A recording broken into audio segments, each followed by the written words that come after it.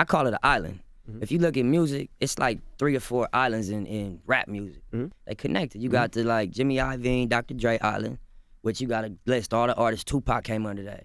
Dre, Snoop, Gang. And so then you got like the Lior, Def Jam Island, and that, not Island Records, I'm just saying Island. Island. You know what I'm saying? Yeah, and you know, a lot of Rough Riders, Murder Inc., Rockefeller. DMX, you know, and then you got, what's the other one? Whatever Happened on Sony, you know what I mean?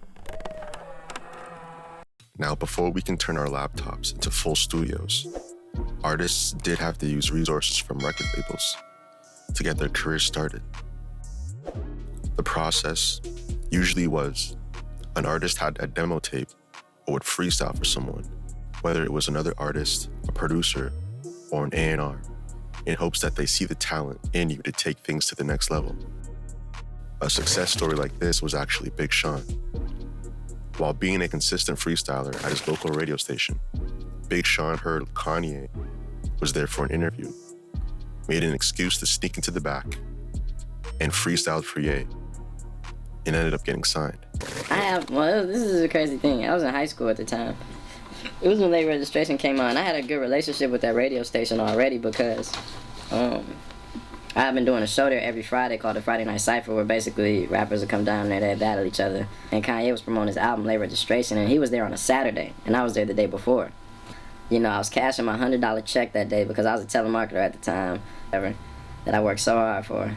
And it was a Saturday, so the line was dumbass long, and my phone started ringing. And it was my best friend saying, hey, Tone, Kanye down at the station. Man, I'm like, what's up? He's like, man, you should go just rap for him, man. Just, if you rap for him, he'll sign you, man. He'll just sign you, bro. I'm like, hell no, man. That shit sound dumb.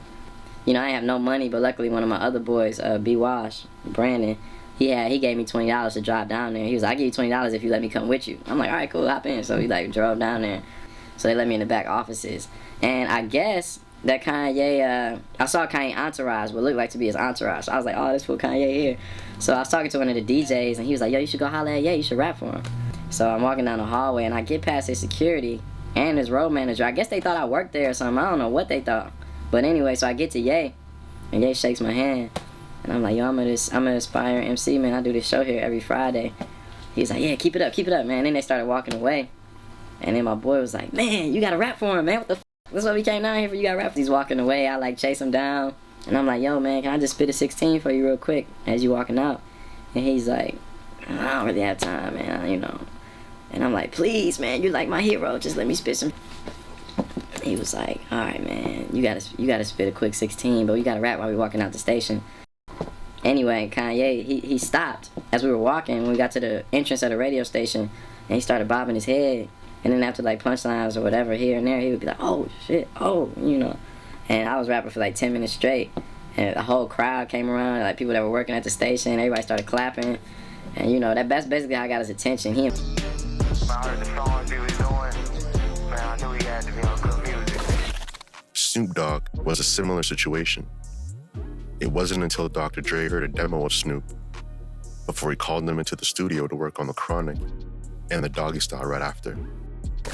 They had a bachelor party one night, so Warren G goes to the bachelor party with our cassette. Music stopped. He throw the cassette in. The cassette banging. Everybody at the party like, who is that? He like, that's my homeboy Snow. So the next day, Dr. Dre called and like, nigga, I like what was on the tape. Come to the studio. So I come to the studio and record a song. I bring Nate Dogg when we record a song called Gangsta's Life. That's the first thing we did. And he was like, he's starting a label and this and that. And we just started bonding. I started coming to the studio every day. No money, just every day, writing, till we finally just like, we caught a motherfucking hit. Rest in peace to Nip. And just like he was explaining in his interview at the start of the video, we're gonna step into the past and ask ourselves a hypothetical question. If we had to choose a record label to sign to today, which one are we choosing? Interscope, Def Jam, and instead of Sony, as it's a part of another big three, in Warner and Universal Music, we will use RCA. Now we know how record labels are, so we are going to assume that we are walking into the meeting with the most leverage possible. We are self-sufficient when it comes to music. We have a big fan base, And we also have an in-house team to help with marketing and visuals. And we are also assuming that all these labels are good people and past wrongdoings are not going to affect us. Now, similar to NBA organizations, record labels try to establish a certain identity to help with the foundation of how they're going to approach their roster. The Warriors had a free-flowing, team-trusting, fast-paced, pick-and-roll identity where anyone, if left open long enough, was able to hit a shot from beyond the three-point line. The Spurs had a more technical, systematic, trust the team in the process, and you will be rewarded kind of identity that created stars and brought numerous championships to the organization. And the Detroit Pistons were a rugged, tough as nails, defensive powerhouse that would make sure you didn't have any easy buckets. And if you tried to drive the lane, they weren't afraid to sacrifice one of their 6 fouls. And just like how these teams had an identity, the industry is no different. Let's start with Def Jam Records. Def Jam started out as a company in my dorm room. We started about a year ago. We made good records. We just got a label deal with CBS, Columbia Records, actually, for a whole lot of money. Founded by Russell Simmons and Rick Rubin, Def Jam had a vision of being true to hip-hop and its roots. Around a time when artists like Diddy, who were more flashing for the mainstream, Def Jam wanted to show the mainstream that everyday hustle and the life of their artists. Their roster over the years had artists like Public Enemy, 2 Chainz, DMX, Slick Rick, Jay-Z, Run DMC, Big Sean, Pusha T, Benny the Butcher, YG, Wale, and Kanye.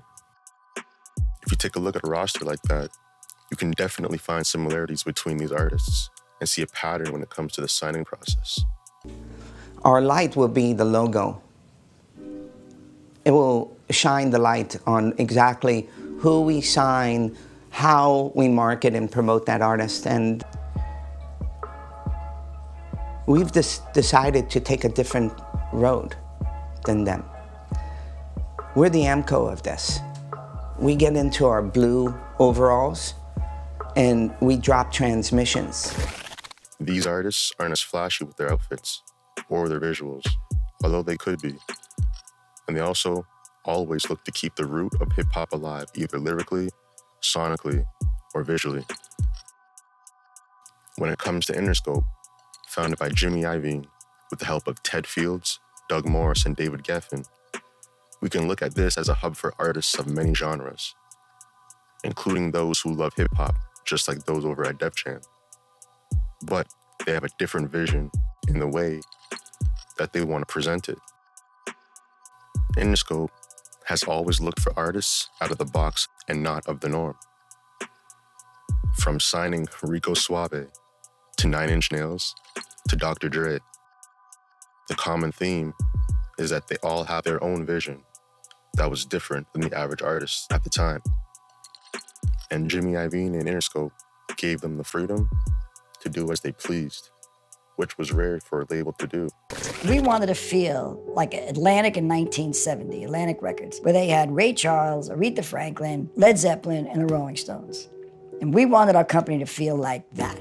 We felt we got there. You know, we had 9 Inch Nails, we had Marilyn Manson, we had Pac, Snoop, and Dre in the first 3 years, which was pretty good. Got us in trouble. Again, I come from a place where the artists get to do exactly what they want and no compromise. I'm not going to sit down there and tell Tupac or Trent Reznor, why don't you change the lyrics or change that or change this? Because I think that's all a bunch of bullshit. You can see a pattern in signees with a different artistic vision from artists like Eminem, Kendrick Lamar, Lady Gaga, Marilyn Manson, DaBaby, Playboi Carti, and of course, Dr. Dre. If you look at their visuals, you can tell they take their time, sometimes bring a story with it, and it's well thought out and expressed in a unique way, even if it doesn't seem that way at first. And that's the beauty of being an artist, being different. Now, when it comes to RCA, it does seem to have a focus more on mainstream audiences and finding a way to hit the green in the market with a product loved by its consumer, which is not necessarily a bad thing. It's not that they aren't as focused on the music, but they would rather have a common mainstream sound that they're familiar with to push. And instead of having an artist who may want to have full control of their career themselves, to a label that might seem unpredictable in terms of the results. And it is not to say that RCA is a wrong fit for artists, but it's good to understand what type of career path you want to pursue when looking at the music industry. If your overall goal is to be mainstream and hit popular radio, RCA may be the best fit for you.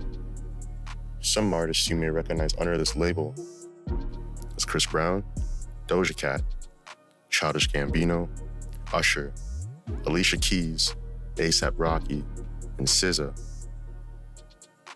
Now you can see a more pop feel when you look at the roster. And when you look at these artists, they've all done a pretty solid job at hitting their targets.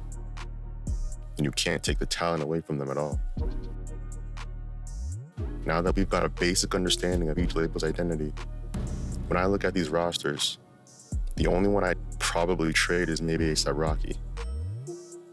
Rocky being an artist who gives off the energy that he likes to take full control of how he was presented and branded, from the music to his marketing to his visuals, from our explanations.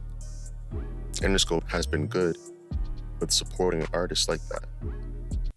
Of course, every label wants to make hits, but I can see the process of him making one being more supportive at Interscope than the other two. Now, of course, this is all speculation, and we know every label has its own issues, so we can't say anything would be perfect. And if you had to think of your favorite artist, which label do you think would be best for them? Or do you think that they're already at the right label? Or maybe you're an artist yourself. Is there one that you would prefer over the other? Is there a certain reason?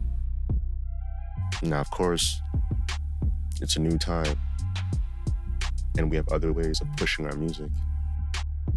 But it also shows the skills in those artists that did get through that time, not only from a music perspective, but from a music business perspective.